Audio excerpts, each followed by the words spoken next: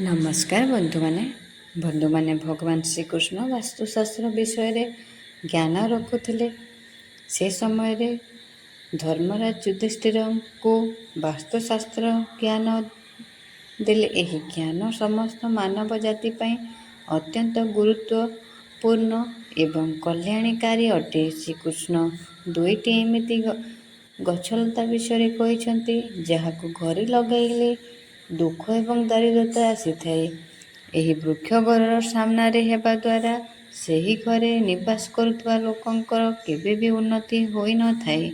ତାଙ୍କୁ ସର୍ବଦା ପରାଜୟ ଏବଂ ନିରାଶାର ସାମ୍ନା ପଡ଼ିଥାଏ। ବାସ୍ତୁଶାସ୍ତ୍ର ଅନୁସାରେ ବୃକ୍ଷ ତଥା ଗଛଲତା ଆମର ଭାବନାର ସୁନ୍ଦରତାକୁ ଅବଶ୍ୟ ବଢ଼େଇଥାନ୍ତି। ତା ସହିତ ଏହା ବାତାବରଣକୁ ଶୁଦ୍ଧ ରଖିଥାନ୍ତି। ଘର ସାମ୍ନାରେ ଶୁଭ ବୃକ୍ଷଲତା ଲଗାଇବା ଦ୍ୱାରା ଘରେ ଉନ୍ନତି ଆସିଥାଏ। ତା ସହିତ ଏହି ଗଛଲତା କେତେ ପ୍ରକାର ବାସ୍ତୁ ଦୋଷକୁ ନଷ୍ଟ କରିଥାନ୍ତି। ଘରର ଅଗଣାରେ ଥିବା ଗଛ ଦେବତାଙ୍କ ସମାନ ଘରର ରକ୍ଷା କରିଥାଏ। ଏହିପାଇଁ ଆମର ପୁରାଣ ଶାସ୍ତ୍ର ଘରର ସୀମାରେ କେଉଁ ବୃକ୍ଷଲତା ରଖିବା ଦରକାର ଏବଂ କେଉଁ ବୃକ୍ଷଲତା ନ ରଖିବା ଉଚିତ। ଯେମିତି କିଛି ବୃକ୍ଷକୁ ଶାସ୍ତ୍ରରେ ଶୁଭ ମନାଯାଇଥାଏ, ସେହି ପ୍ରକାର ବାସ୍ତୁଶାସ୍ତ୍ରରେ ଅଶୁଭ ବୃକ୍ଷଲତାର ବର୍ଣ୍ଣନା ମିଳିଥାଏ। ଏହି ବୃକ୍ଷ ଗୁଡ଼ିକ ଘରର ସୀମାରେ ରଖିବା ଅଶୁଭ ମନାଯାଇଥାଏ। ଏହି ବୃକ୍ଷ ଘରର ସାମ୍ନାରେ ହେବା ଦ୍ୱାରା ଦୁଃଖ ତଥା ଦରିଦ୍ରତା ସାମ୍ନା କରିବାକୁ ପଡ଼ିଥାଏ।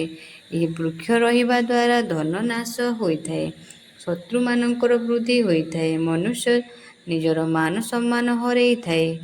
ଏଥିପାଇଁ ଆପଣ ବି ଜଣା ଅଜଣାରେ ନିଜର ଘର ଅଗଣାରେ ଅଥବା ଘର ଭିତରେ ଏମିତି ବୃକ୍ଷଲତା ଲଗାଇଛନ୍ତି ତ ବିନା ଡେରି କରି ତୁରନ୍ତ ହଟାଇ ଦିଅନ୍ତୁ। ତ ଚାଲନ୍ତୁ ଜାଣିବା ମଣିଷକୁ କେଉଁ ବୃକ୍ଷଲତା ଲଗାଇବା ଉଚିତ, କେଉଁ ବୃକ୍ଷ ଲଗାଇବା ଅନୁଚିତ ହୋଇଥାଏ।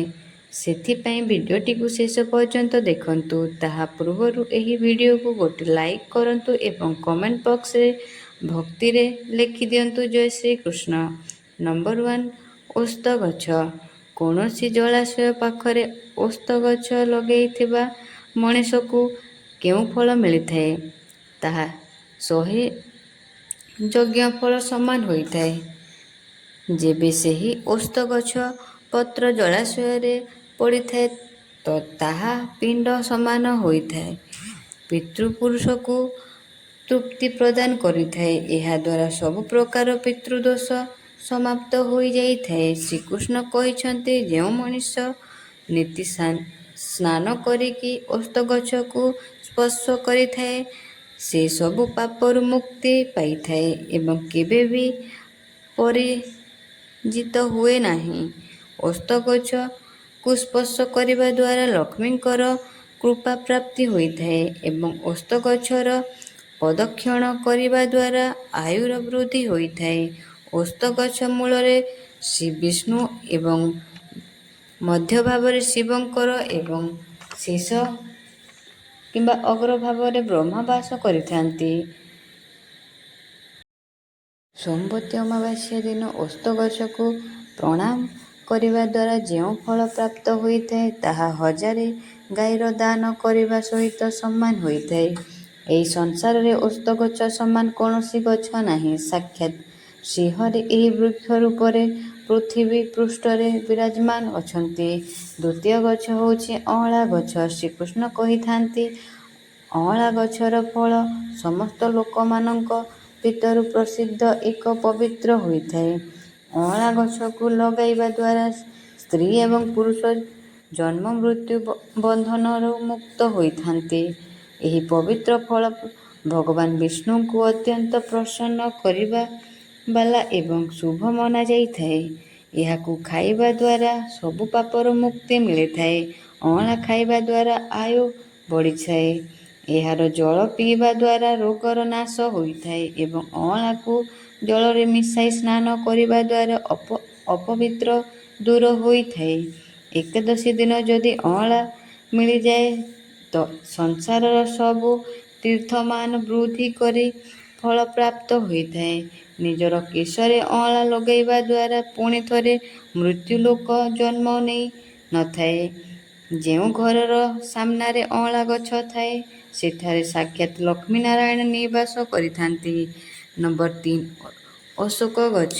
ଅଗ୍ନି ପୁରାଣ ଅନୁସାରେ ଅଶୋକ ବୃକ୍ଷରେ ଅପ୍ସରାମାନଙ୍କର ନିବାସ ହୋଇଥାଏ। ଏହି ବୃକ୍ଷ ଶୋକ ନାଶ କରିବା ବାଲା ତଥା ନିରାଶକୁ ସମାପ୍ତ କରିଥାଏ। ଏହି ବୃକ୍ଷକୁ ଘର ପାଖରେ ଲଗାଇବା ଦ୍ୱାରା ଘରେ ସୁଖ ଶାନ୍ତି ବନି ରହିଥାଏ। ଅଶୋକ ଗଛ ଶୀତଳତା ଏବଂ ଯୌବନ କରିବା ବାଲା ହୋଇଥାଏ। ମା ଲକ୍ଷ୍ମୀ ଯେବେ ସୀତାଙ୍କ ରୂପରେ ଅବତାର ନେଇଥିଲେ ତେବେ ରାବଣ ଦ୍ୱାରା ଅପହରଣ ହୋଇଥିବା ଦ୍ୱାରା ତାଙ୍କର ବାସ ଅଶୋକ ବଟିକାରେ ଥିଲା। ଅଶୋକ ଗଛ ମାତା ସୀତାଙ୍କର ବହୁତ ସେବା କରିଥିଲା।